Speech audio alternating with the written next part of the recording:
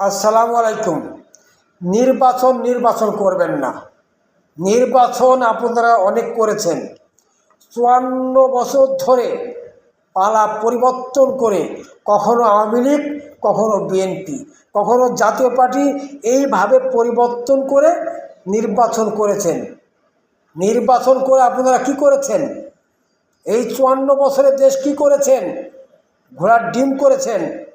তাই নির্বাচন করবেন না। অন্তর্বর্তী সরকার আপনার নির্বাচন করার জন্য আসেনি। অন্তর্বর্তী সরকার নিয়ে আইছে আমরা সংস্কার করার জন্য। দেশ যতদিন সংস্কার না হবে, সংস্কারের কাজ চলতে থাকবে।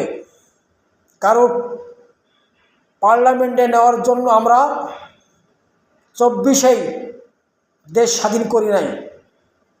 আমরা কারো ক্ষমতার চেয়ারে বসানোর জন্য দেশ স্বাধীন করি নাই। আমরা ২৪ সালে দেশ স্বাধীন করেছি। স্বৈরাচার শেখ হাসিনার হাত থেকে আমরা দেশ রক্ষা করেছি। আমরা একটি সুন্দর দেশ গড়ার জন্য, নির্বাচন দেওয়ার জন্য নয়।